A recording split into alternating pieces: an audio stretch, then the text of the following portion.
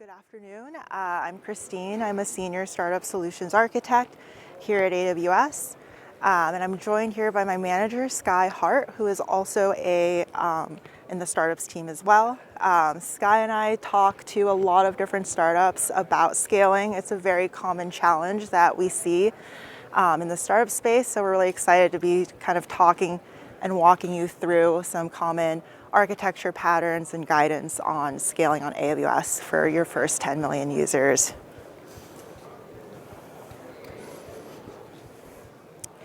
So let's set the scene here. Let's pretend that Sky and I are startup founders and we want to launch an application. Starting from scratch, we don't really know how we're going to execute, but we want to be able to serve 10 million users, right? So how do we want to do that? So first, what's important to do first is we want to first define what we mean by an application, right? It could mean a lot of different things. If you're in a larger company, for example, an app could be one product in a suite of products. It could be a startup's entire product. And so an app could really just be almost anything that you could think of. So in our case, in our scenario for the context of this session, we will be talking about an application as a three-tier web application. So think of something like a front end. You have a user that can interface with something in a mobile app or a browser. You have backend to have all of your business logic there, and then you have a data storage layer to store all of your data. So for many of you, again, this may not be the application that you're building out right now or that you're working on right now, but hopefully there are some repeatable patterns that you can apply to your own businesses and ideas. Now, before we continue, it's important to acknowledge current technology trends. So the technology landscape is always changing, right? Now front-end frameworks use JavaScript. There's full stack frameworks that exist now to make development easier. And we see a lot of startups move into the cloud or more managed services instead of these self-managed DIY infrastructure. And obviously with the internet and social media, right, there are applications that could go viral. And so we need to be able to account for rapid scale in not just days, but also in hours. Now, no architecture is designed for high scalability on day one, but we'll try. So it's really important to get into this mindset that your first architecture isn't going to be the one. So the first architecture that you build out may not necessarily be a part of your final production architecture 1 year down the line, 2 years down the line, so on and so forth, right? So we get into this cycle of building, measuring, and learning, right? So we may start out with an initial architecture. We may measure out or monitor how that architecture is based on, our users, feedback, et cetera. And then we learn from it, and then we continue to make changes into our architecture. So it's just a continuous cycle of improvement. And so you'll see later, we'll start with one architecture and build and iterate through as we scale. So let's start from day one, right? We know two things so far. We know that we're going to build a three-tier web application, and we have this mindset of, we're going to build now, improve later. So day one, right, it's probably just me and Sky using it. Maybe we'll have like 1 or 2 beta testers. We're not really accounting for a lot of traffic at the moment, right? So now let's kind of dive a little bit deeper and think about how we're going to build it. So instead of just running a front-end, back-end data store on one large instance, right, we're going to think about decoupling it. So first, we're going to start by decoupling the front end with the back end. So now let's take a look at how we would start thinking about the front end. So in the past, what you would have is people starting on EC2, right? So you'll have EC2 hosting a web server. Maybe you put in an auto-scaling group, right, to scale as you meet demand. Maybe there's a shared storage layer, an elastic load balance, right, to distribute traffic efficiently. And then lastly, maybe a CDN, right, CloudFront, to help speed up for caching, to help speed up that loading page. Now, as we saw earlier, right, we have this shift in popular frameworks. So how do we improve the developer experience and align that to the front-end technology, right? And that's where we see an emergence of purpose-built services and tools for front-end hosting. So that's where Amplify Hosting comes into play. So Amplify Hosting is a serverless service, so you don't have to worry about managing any underlying infrastructure, and all you really have to do is worry about writing your code, and it will build and scale to meet your needs and requirements. And so the developer experience then becomes much better aligned because of these deeper integrations with these modern front-end frameworks. And it's really easy to get started with Amplify Hosting.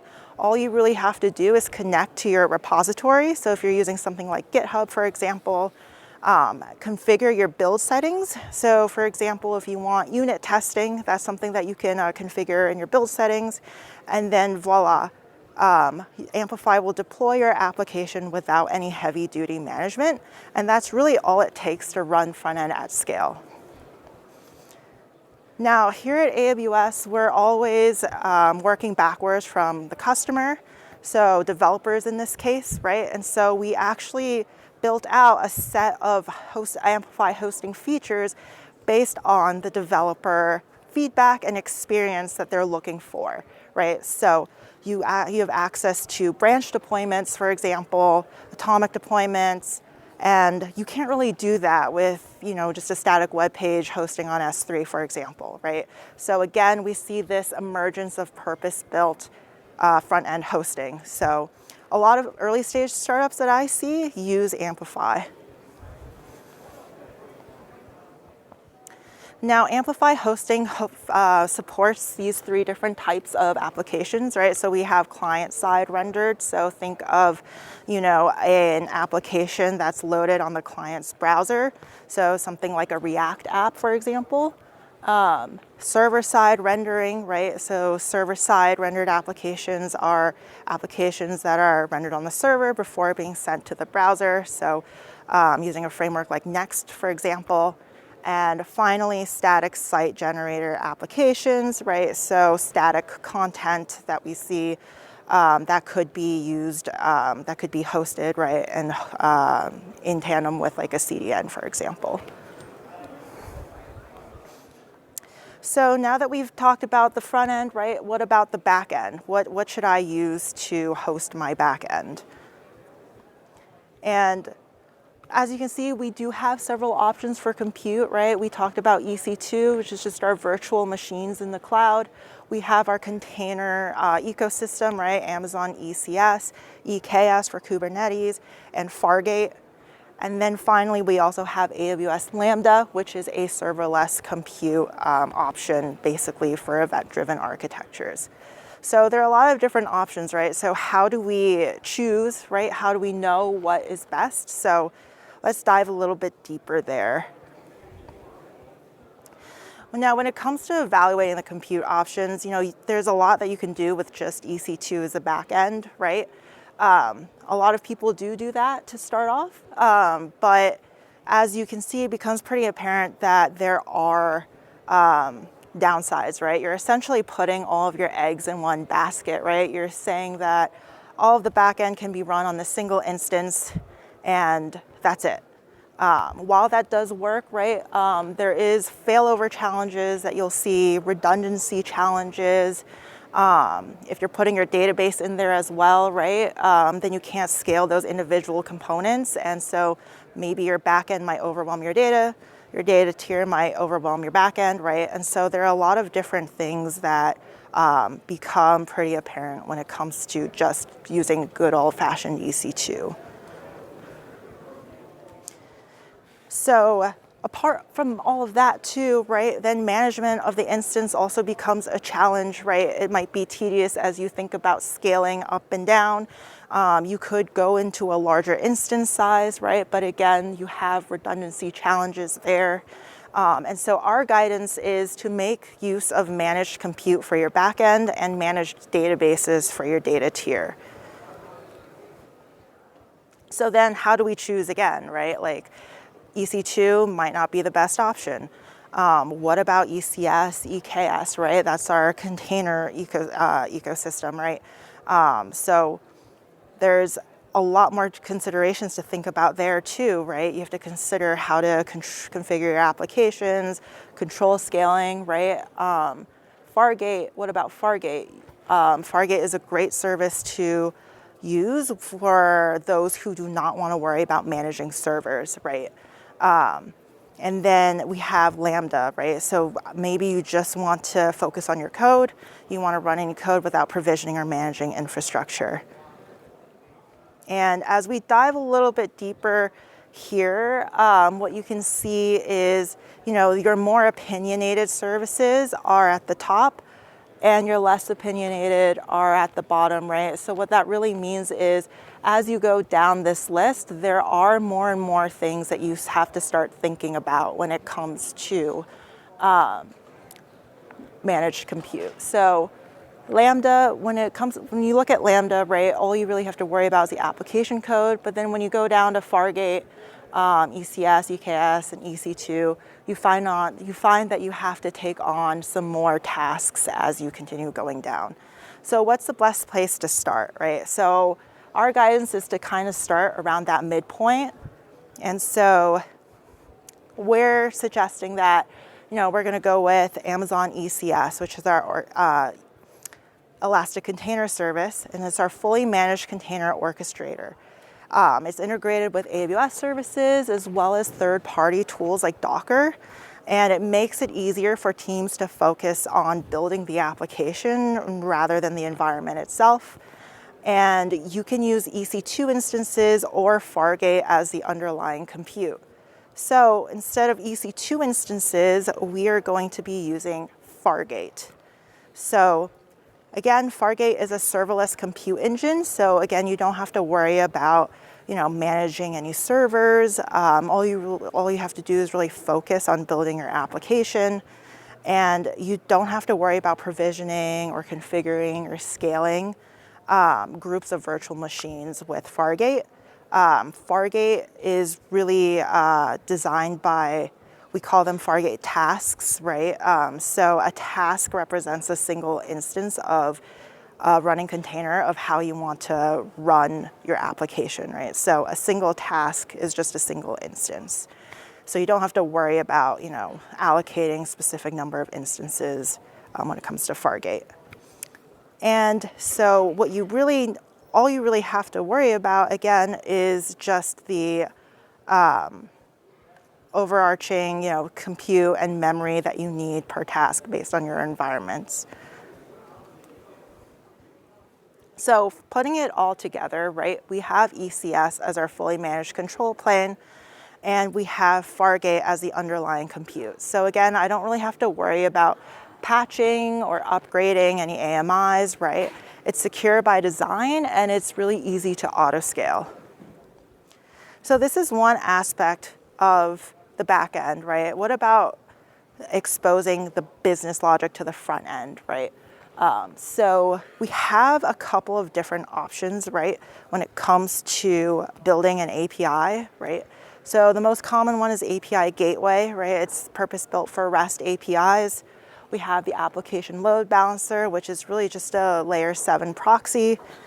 And we have AWS AppSync, which is more for hosting GraphQL-based APIs. Now, it really just depends on, picking an API really just depends on what your requirements are.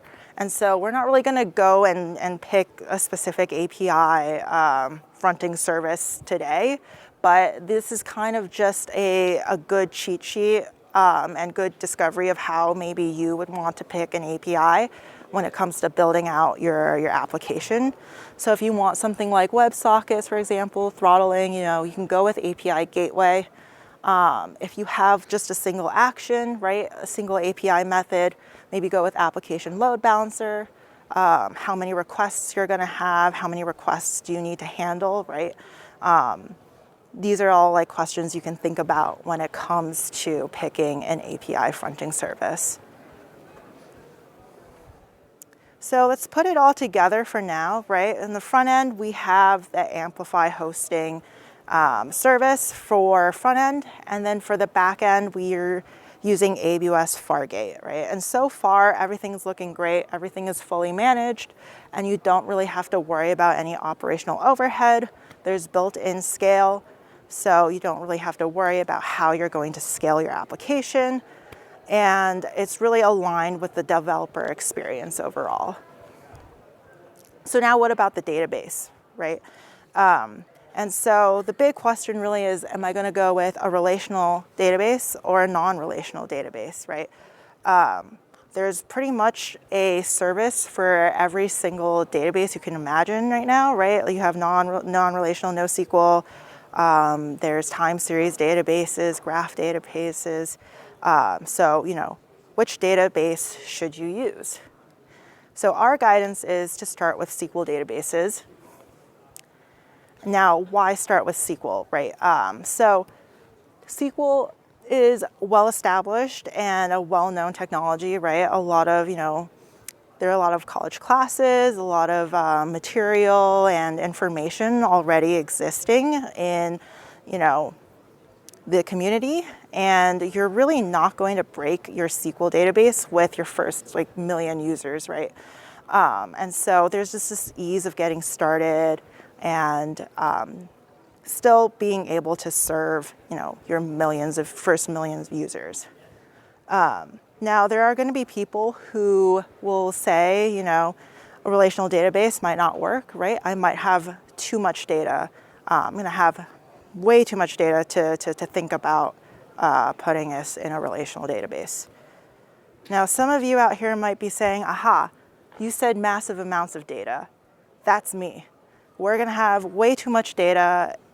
A relational database is just not going to work. We need to optimize today, right?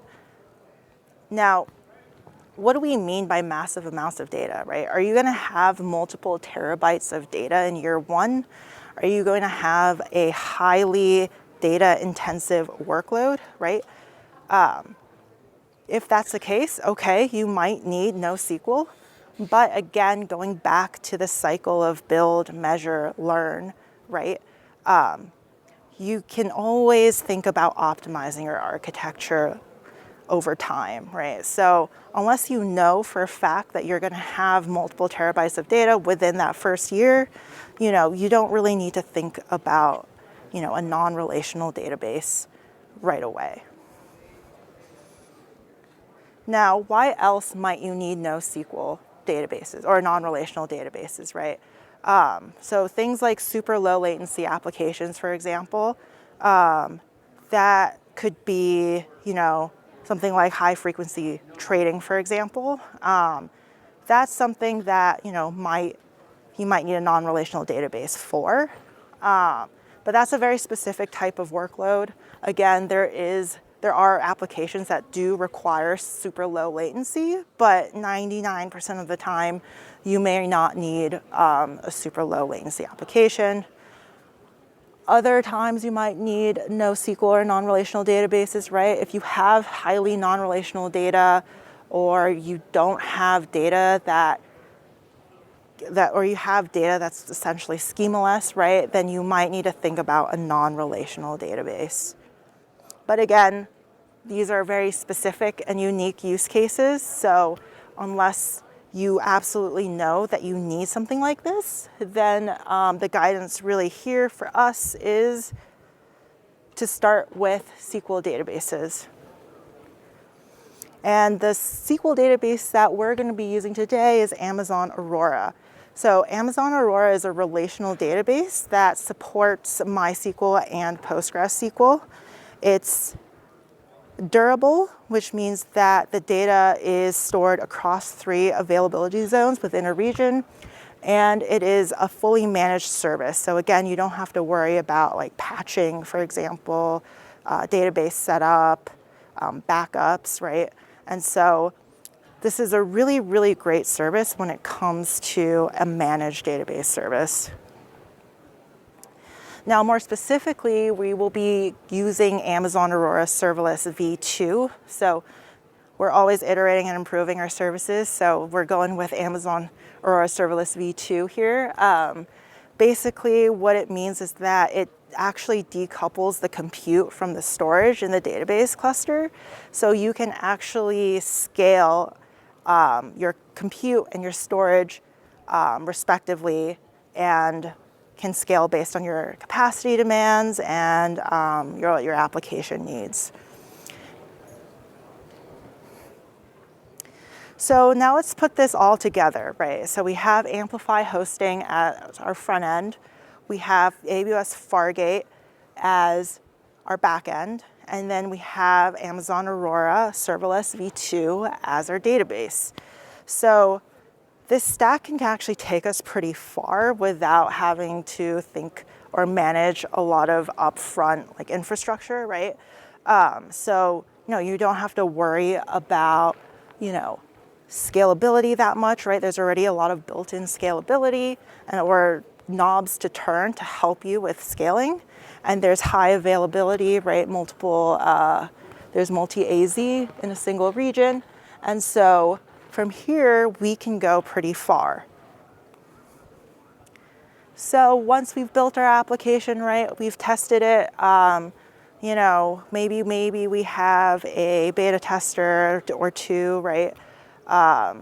Maybe word of mouth travels and we get to hundreds of users, maybe even thousands of users as time goes on, right? And our application can really take us pretty far. Everything's looking good until maybe we hit 10,000 users. And that's where maybe things start to go wrong. And so I'm going to pass it to Sky now to talk about how to scale from here. Thank you very much, Christine. Can everyone hear me too? Awesome. Hi, everyone. My name is Sky Hart. I'm a Solutions Architect Manager here, and I'm going to take you from 10,000 users to 10 million users right now. So with that. So Christine did a great job laying out the fundamental elements of the initial architecture and what we're going to start talking about, and I love being handed the mic when things start breaking, but what commonly happens with patterns there. So a lot of you might not know that Amazon.com was originally monolithic. And so we have seen this in our own business as things start to go wrong. What happens? Actually, one of the major issues we saw with Amazon.com originally was there were a lot of new product features complicating it, and the developers started to kind of step over each other in code refactoring and things like that. Second, poor performance in one part of the application affecting other parts of your tiers, high volumes of database queries affecting front end, that sort of thing. And then, of course, an increasing amount of data. This architecture that we have laid out just won't be sustainable through the scales and through the growth phases. So just like Christine did, I'm going to kind of break down the parts from front end, back end, and data storage tier for you now. But before I do that, I need to talk about something that's very important. You can raise your hand in the audience, but if you're building an application, has a customer ever said to you, your app's slow, there's latency issues, throughput issues, your internal customers are upset with you, your external customers are upset with you, and why? And so I can't even tell you how many times a customer has told me, why is this happening? What is this? And I ask them, can I see your logs? And they don't have those. So very fundamental step before we start scaling is to talk about observability and monitoring every facet of your application. Now, here at AWS, we have plenty of services that can help you through your observability and monitoring journey. I'm going to mention a couple right here, CloudWatch and X-Ray. X-Ray more end-to-end tracing for your entire view of your entire application. CloudWatch is your best friend. And so every single time you're setting up alerts for logging, dashboards, performance, that sort of thing, is going to be critical for you in every step. Now, tuning for scale, we're going to talk about data insights, and this goes back to that customer saying, what's going on? Now I have the dashboards, now I have the visibility. Turn these on before you start scaling because you'll be able to show this. I think a lot of times customers will come to us and they'll say, I'm just going to add more compute, or I'm going to add an additional node, and like that's just a stopgap. So when we can start to tune and really understand what's going on, we can address those issues in a better light, and we're not just adding more money to the problem, but we're actually addressing the inherent issues underlying your application. Now I can start getting into the components. I'm going to start with the front end. I actually had the pleasure of talking to the Amplify hosting team, and I kind of said, where are your stop gaps? How far can Amplify go? Where are the breakpoints of Amplify? And they said, theoretically, there's not. And a lot of times the reason is because it's built on a service called CloudFront, which is a CDN, and it's built on 550 points of presence around the globe. And what's so powerful about CloudFront, it's been here for over 15 years. It's a really substantial thing, and it can bring your information closer to your customers globally. We do have plenty of global customers that we work with there. Now, what can you control? What can't you control when it comes to Amplify and Scale? Honestly, it handles a lot of it for you to help with auto scaling, things like that. There are some things you can tune. You'll see in my image here, I'm tuning the cache hit ratio, and you can configure sorts of things like that. What images are being cached more commonly for your customers to help improve performance, of course, tuning your front end code and that sort of thing as well. But the benefit is it's managed, it will scale up for you. Now, data storage, I was just telling you, I was a prior database engineer for a long time. Scaling is going to be critical, especially at this stage. You're having more data than ever before. There's a couple different ways we're going to scale. We're going to scale vertically. We're also going to scale horizontally. Talking about vertical scaling, I've used Postgres RDS my entire life. And I'd say for what's powerful about Aurora is it actually decouples the compute and the storage layer. And the benefit there is that because of that decoupling, it will modify and automatically detect and scale those both separately. So the way it does it is pretty powerful as well. Now, there's limitations like any other database. Aurora is built off of these things called ACUs, and the lower tier of that is going to be 1 ACU, 2 gigabytes of memory, and then the maximum is going to be up to 128 ACUs, but you can have multiple read replicas, and I'll get to that in a second. So this is the high for one node, but you can also fan out. Scaling factors. So what is it actually looking at? What is it measuring? How does it know? It measures constantly a number of different insights, including CPU usage, memory usage, network usage, not only to scale up, but also to rope it back and scale down. So peak windows, Black Friday sales, that sort of thing, you need it to scale out, and then you can scale down on lower, and it identifies those patterns so you do not have to, which is very powerful. Now, of course, there's going to get to a point where we can't scale vertically anymore, and we need to scale out. So it handles up to 15 read replicas. There's a really cool tier 0 and 1 system that it utilizes that have the same as the read and the write primary. And what happens there is you can actually segment out, like let's say you have internal facing databases that you don't use as much, or it's business intelligence, it's not as mission critical, versus like the more important databases that are external facing and things like that. So you can size those differently as well. Also, Aurora is multi-AZ, huge uptime, think about resiliency, durability, that sort of thing as well. Now, the next thing we're going to add for Aurora as we start to scale out, and I'll piece this together in just a moment here, are proxies. Proxies have been around for a long time. We have RDS proxy. And what happens is you start to add like 15 read replica clusters, and there's a ton of open connections that you're leveraging right now. And so we need a way to like take those and consolidate them and improve the performance. And that's where we would put an RDS proxy in between the application and database tier. So there's a lot of benefits to using these. Now I'm going to piece that together so you can see it in real time. In the architecture, you'll see the RDS proxy. I have my primary, and then I have multiple read replicas attached to the backend, or sorry, the data tier. So we can continue to scale this out, but ultimately we might be coming after 15 read nodes. We already have the amount of ACUs is kind of at a maximum, and so we need to add additional things too. Now, as a database engineer prior to coming to Amazon, the best database queries are the ones you never need to make often, which is how can you automate these a lot? And a lot of the times that's through caching. So Amazon Elasticache is our dedicated service for this. There's two options, Memcache or Redis. You can scale this up. There is a little bit more configuration. We're going to be talking a lot about managed services. So the only catch here is that Elasticache does have some manual configuration that you'll have to put in here, but it also has self-healing practices as well. So it's a really powerful Elasticache. So now piecing it all together, I'll have Elasticache, which is off the database. I'll have an RDS proxy in between my application and my backend here, and then you can keep seeing those read replicas come out. So I'm able to handle a lot more traffic and a lot more scale for data.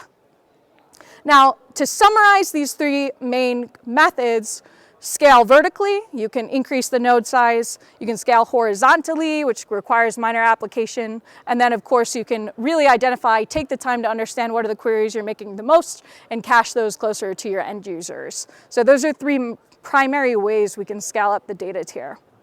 Now let's talk about the backend for just a moment. So Christine managed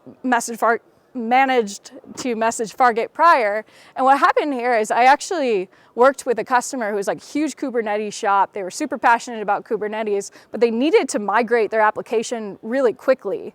And the customer has actually cited saying that the fastest way to deploy is Fargate because it takes on a lot of these managers' tasks. And then once they scaled up, they were able to achieve 600% scale from Fargate. Once they scaled up, they actually went back to Kubernetes. So from a quick deployment, easy configuration, self-healing, auto-scaling, that sort of thing.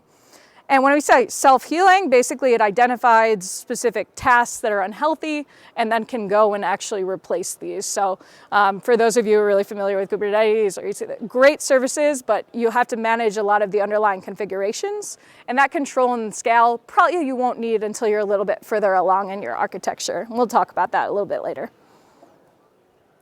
Okay, now scaling the backend tier. These are three different components and ways that we can scale out. Reducing the slow database queries, profiling code. You can use other similar tools like Code Guru and things to automate those processes. And of course, caching when possible.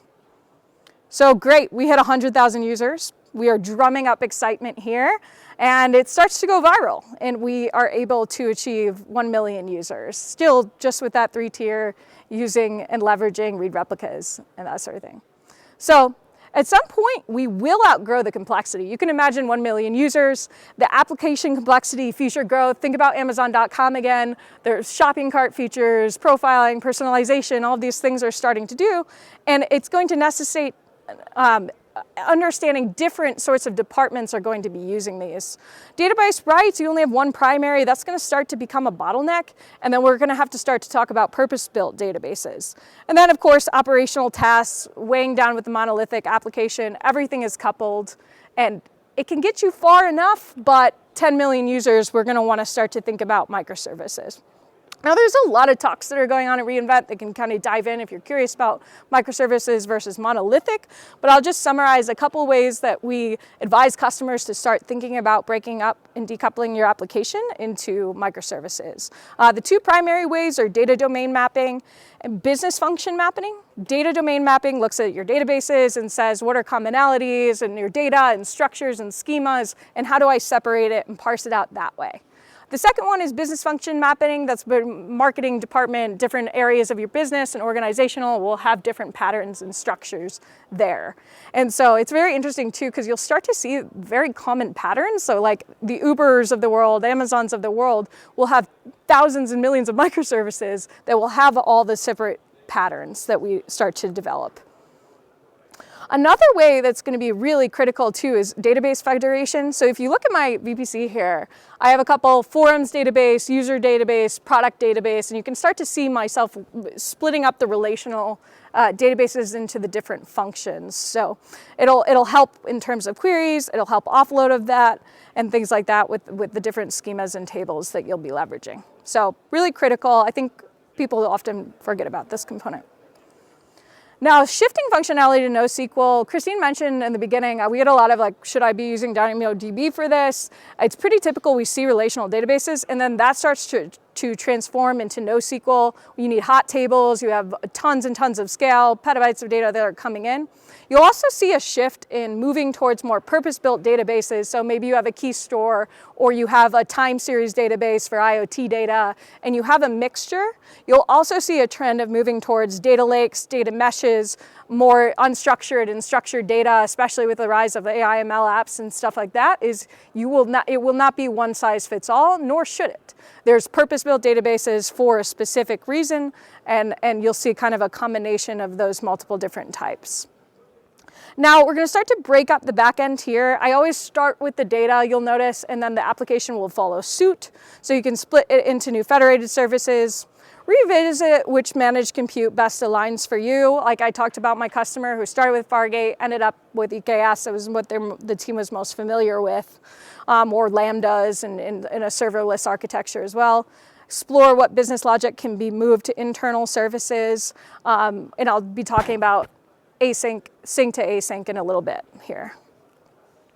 So thinking asynchronously, you'll see my synchronous command, which is a pretty common pattern you'll see where the client makes a call to service A, makes a call to service B, and then it takes time to come back. Service B makes the call to A, to the client, versus thinking asynchronously, which takes more configuration and time, but you'll see the client makes a call to service A, it calls back before it even has to go to service B from that. So I'd say another way to think about this too, you have an order service and an invoice service, and you can kind of see the trend here on how it calls and how we can start to think in an asynchronous light.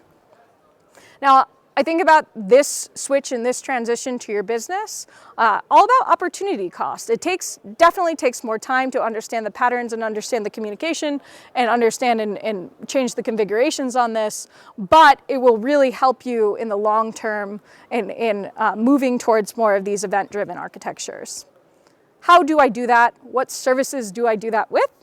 You'll see 4 on the screen here that we mentioned. One, Amazon Simple Notification Service or Amazon SNS, Amazon Simple Queue Service, Amazon SQS, Amazon Event Bridge, which is fundamentally a bus, and then Amazon Kinesis Data Streams, which helps with fast-paced moving data. How do I pick? You might be wondering. We have another cheat sheet here for you. You'll see massive throughput, ordering, that sort of thing. Kinesis Data Streams is pretty powerful. The whole Kinesis family, very good for streaming data and that sort of thing. Amazon SNS, minimal fan out, buffer requests, Amazon SQS, and then one-to-many fan outs, I would use Event Bridge. And you'll see sometimes that these will be used in combination, and there's a lot of crossovers, and you might be wondering, how do I use this? But you'll see that there are definitely more purposeful services in this category. So you might use a combination, or you might use one that's more purpose-built for your specific architecture. Now I'm going to show you a really scary slide that should not daunt you. This is pretty common. This is not a real customer example, but this is a pretty common theme that we start to see. And you see it overwhelms, but walk through it with us is that we start with the front end, go to the back end, and then we start to fan out in the different purposeful databases and communication systems and event bridges. And what's going to happen is, at this point, your architectures are going to be pretty unique based off of your business requirements, based on your needs, whatever your product you are developing is. And we are at 10 million users. We did it. So thank you for bearing with me. It's not done yet. Users 10 million, like I said, at this point, what we typically see with customers is a lot of difference, a lot of uniqueness. You reach 10 million, you're going to have different needs for those internal microservices. You need to be deeply analyzing, again, to circle back on that point, your entire stack's performance and continue to find areas to iterate and improve on. And then you're going to start probably switching to self-managed compute, and then, of course, evaluating how to cache all of these tiers. So to infinity and beyond. In closing, I want to leave you with 3 points that we chatted about today. One, we are in a lot better place. My colleague Chris was giving this presentation for 13 years now, and you can say that the iterations and the products and the features that we are constantly developing to improve. There's built-in scalability that we can leverage, more resources to split and decouple the compute and the storage so you can iterate that way. The second is bulk of scaling wins come from doing less. It's leveraging our fleet of managed services so that you can focus more on the application development, the code development, and less time on the underlying infrastructure, tuning, and self-healing, and that sort of thing. And then the third is evaluating refactoring cautiously. Federation, pick your easy wins that you can do. Look for best case purpose-built technologies, and that should help you along the way, and constantly test and iterate. So, in closing, I want to thank you all so much for coming to our presentation today, and thanks for coming on the journey for 10 million users. And I hope you have a wonderful time at reInvent this week.